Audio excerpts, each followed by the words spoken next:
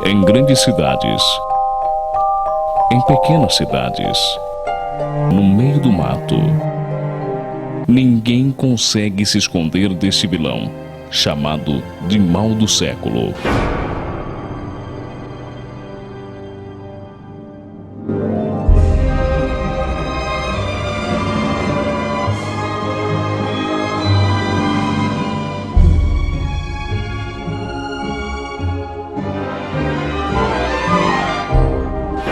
Nessa busca pela cura definitiva da depressão, nós vamos até o Centro de Atendimento Psicossocial para saber como é que as pessoas devem fazer para procurar atendimento e diagnosticar de forma simples esse que com certeza é um dos maiores problemas da atualidade. Muitas pessoas até ficam sem o trabalho por conta da depressão. O número hoje no Brasil estima-se que 18,4% da população esteja depressiva. Nós estamos aqui com o André Ramazaki, que vai falar um pouquinho para nós aqui no CAPS, como esse serviço é prestado. Afinal, o CAPS é muito importante para as pessoas que hoje precisam do atendimento e talvez nem sabem que estão depressivas. Bom, o CAPS é um centro de atenção psicossocial, né? Ele é um serviço do SUS. Então ele é aberto para qualquer população e a gente funciona assim como a gente chama de portas abertas, né? Então não precisa de um encaminhamento, a princípio o primeiro atendimento não precisa marcar hora, então a pessoa chega, né, de preferência acompanhada de um familiar ou de alguém responsável e a gente faz um primeiro atendimento que seria o acolhimento. Então, nesse acolhimento a gente vai fazer um levantamento da história, né, dos sintomas, da vida social, né? Para a partir daí a gente pensar em propostas de tratamento, né? Tanto nosso de serviço quanto o daquela pessoa que veio procurar. Então, o que ela está disposta, o que ela está procurando, né? Se ela está trabalhando ou não, como que é a vida dela, para a gente poder pensar num tratamento que melhor assim sirva para ela, né? Que ela consiga assim melhor aproveitar esse tratamento. Uma das nossas perguntas nesses dias de gravação é por que as pessoas acabam entrando na depressão. Por que a depressão tem sido uma das doenças modernas que tem levado as pessoas a perder tanto tempo em sua vida com momentos de angústia. A dona Sueli está sendo tratada já há 5 anos tomando medicamentos e agora, felizmente, está conseguindo sair e parar com as crises de depressão, não é mesmo? Agora eu tô começando aqui, né? Que eu tô no começo, que foi a segunda que já me deu, né? Então agora tô fazendo tratamento, né? Para melhorar, né? Porque a gente não vive, né? A gente vive só triste. A alegria a gente não tem, né? Vive isolado do mundo, vive isolado de todo mundo, né? Conta, qual foi o primeiro sintoma que a senhora sentiu que foi diferente? Que a senhora sentiu uma tristeza aguda, que as coisas não ficaram com o mesmo sabor? Quando foi essa primeira vez? A primeira vez foi quando meu menino entrou nas drogas, que começou. Que antes não era assim, eu tinha uma vida normal, assim, né? Tinha problema, mas chegou a me derrubar, eu ficar baqueada, assim, né? Depressão, mas foi por causa devido a ele, né? Daí causou a depressão. A senhora tem quantos filhos? Eu tenho 2. O outro não dá problema? Não, o outro não. O outro é casado, né? Tem a vida dele, o serviço dele, tudo. Não dá problema nenhum. Aquele lá me ajuda, né? Bem, a senhora, o que pode dizer para quem está assistindo em casa a respeito da depressão, doenças modernas? A senhora hoje tem a resposta de como sair desse fundo de poço? Como sair da... A senhora tem uma resposta como sair desses momentos de flagelo pessoal, esses momentos íntimos que a gente não quer contato com ninguém? Como é que a pessoa que está se sentindo depressiva faz? A senhora tem essa resposta hoje, depois de 5 anos de tratamento? A resposta para sair? A resposta para sair é caçar ajuda e fazer o tratamento, né? Com os médicos, né? Com as equipes daqui, né? Porque eu nunca tinha feito, agora vai ser a primeira vez. E o médico para ajudar, né? e a gente também se esforçar também. A senhora procurou ajuda? A senhora foi até o médico? A senhora sentiu que tinha alguma coisa errada? Como é que foi isso? Não, eu tomei os comprimidos já para me morrer mesmo, né? Tomei bastante. Eu entrei em coma, daí eu fiquei internada e o médico mandou eu para cá, pro CAPS, para me fazer tratamento daí. Só então tentou o suicídio? Tentei suicídio. Daí, quantas vezes? eu já tentei 2 vezes. Eu tentei lá em Santa Catarina, quando eu morava lá, e daí aqui, em Campo Largo. Por quê? Por que a morte? Era a única saída para a senhora? Era a única saída, porque tava ruim demais, eu não achava sentido em nada, assim, tudo era ruim, assim, sabe? Eu não me sentia nada, era só um vazio, né? Além do vazio, o que mais que a senhora sentia naquele momento? Além do vazio, qual que era o outro sintoma que a senhora conseguiu entender que era depressão? Também na hora de levantar, que eu sempre acordo 5 horas da manhã, né? E já não tinha... o meu cérebro queria, a minha cabeça queria, mas meu corpo não...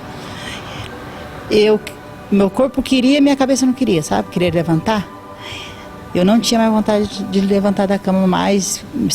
Se eu pudesse, eu ficava lá o dia inteiro, né? Sua família em si estava perto, mas a senhora não queria ninguém por perto, que a senhora queria mesmo ficar isolada. Isolada, eu queria ficar isolada. Eu não queria ver ninguém, e daí eu me tranco dentro de casa, daí eu não quero ver ninguém. Agora, se chegar alguém para conversar comigo, converso, mas eu prefiro não conversar com ninguém. Ou seja, a rotina fazia a senhora se sentir infeliz por conta das coisas do dia a dia. A rotina familiar não tinha mais o mesmo sabor. Não tinha. Não tinha. Nada. Né? Daí tomando os remédios dava uma amenizada, né? Nós vamos conversar agora com uma amiga nossa que nós conhecemos aqui no CAPS para saber dela, como é que anda a vida dela, né? Afinal, ela já está tratando há 8 meses, mas segundo ela, são mais de 10 anos de sintomas depressivos. Como ela não vai falar o nome dela, nós vamos chamá-la de Flor. Dona Flor, quero saber da senhora, como é que foi que a senhora diagnosticou que a senhora estava em depressão? Quando eu comecei a chorar de noite, não dormia à noite, ficava a noite inteira acordada, aí só fumando, fumava uma carteira de cigarro à noite, tomava muito café. Daí foi aí que eu senti que não estava bem, né? Mas não procurei tratamento no momento. Aí depois, uns dias, eu fui no posto, eles me deram um remédio, eu comecei a tomar aquele remédio. Daí agora há 8 meses, passei mal, aí eles me encaminharam aqui pro CAPS. E aqui que eu tô me sentindo um pouco melhor. Não tô bem, mas já tô bem melhor do que eu tava, né? Como é que foi que a senhora diagnosticou que a senhora estava em depressão? A senhora lembra o momento que a senhora procurou o médico? Como é que foi? A senhora mesmo tomou iniciativa ou teve outro meio? Eu comecei por causa do trabalho, que eu estava me prejudicando no trabalho. Eu ia trabalhar, meu serviço não estava, rendendo, digamos assim. E tinha dias que eu faltava por não dormir de noite. Ou tinha dias que eu ficava a noite inteira e daí no outro dia trabalhar já não aguentava, já não era aquele meio do dia me dava muito sono, né? Mas o trabalho me fez eu procurar ajuda. A senhora ficava acordada. Qual que era o motivo da senhora não dormir? Não sei te explicar isso daí. Eu ficava a noite inteira chorando. Eu chorava e não dormia. Não tinha medo de dormir. Só que eu não sabia o motivo, porque era aquele choro de madrugada, à noite, né? E não dormir. O que a senhora sentia dentro da senhora, dona Flor? Era o quê? Era a falta de alguma coisa? Ou era as coisas da vida que estavam fazendo a senhora se sentir sensível?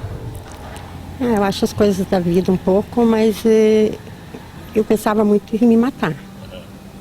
Na minha cabeça eu só queria morrer. Tanto que 2 vezes eu tentei suicídio, né? E daí quando eu vim pra cá, o médico me perguntava, eu só dizia que queria morrer. E que eu ia tentar me matar, que eu queria me matar, não queria mais, viver. E daí, quando eu comecei a me tratar aqui, eu dei uma aliviada. Às vezes ainda tem esse pensamento bobo, mas, logo eu tento tirar, né? Normalmente as pessoas percebem que estão diferentes, né? Mas o alerta às vezes vem ao redor, por isso que é importante a família ficar atenta, né? geralmente ela começa a perceber que perde o ânimo para as coisas, perde o ânimo de trabalhar, perde o interesse pelo social, perde o apetite, tem insônia, ou o apetite também, e a insônia pode ser o contrário, às vezes tem muito sono, às vezes tem muito apetite, porque é uma válvula de escape, né? E então ela tem dificuldade às vezes de aceitar, ela consegue perceber que algo está diferente, mas não aceita, ou seja, a vida continua e ela quer continuar tentando, né? A saída para isso, primeiramente, é aceitar, né, que algo está acontecendo e buscar uma avaliação, seja psicológica, seja psiquiátrica, ou seja, que às vezes o próprio médico clínico consegue interferir, né, intervir, perceber o que está acontecendo. Então, se a própria pessoa não toma essa atitude, o familiar tem que tomar e tem que levar, porque senão, claro, não é regra, como eu já falei, mas pode que chegue nesse ponto máximo aí, que é o suicídio, né? E 60% das pessoas que se suicidam têm uma característica depressiva, então se esse nível é alto, nós não podemos correr risco. Então as pessoas têm que estar alertas, quem está em volta tem que estar alerta. Então o ponto principal seria buscar ajuda, né? Vai fazer uma consulta, vai tomar um medicamento, né? A depressão leve, ela pode ser tratada com psicoterapia somente, né?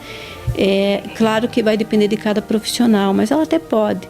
Depressão moderada a grave, ela tem que ser tratada com um psiquiatra, né? E com a psicoterapia também.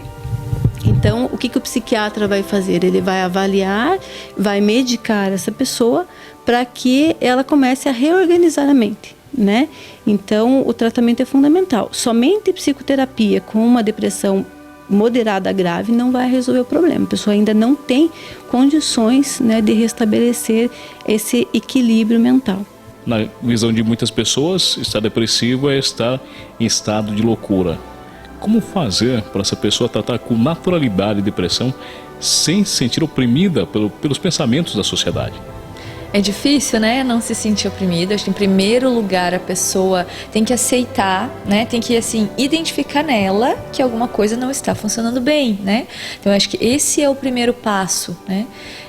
A partir do momento que ela identifica, não estou dando conta, né, ou assim, enfim, alguns sintomas como não tô comendo, não tô conseguindo dormir, não tô conseguindo fazer as coisas que normalmente eu fazia antes, não sinto prazer nas coisas que normalmente eu sentia antes, né.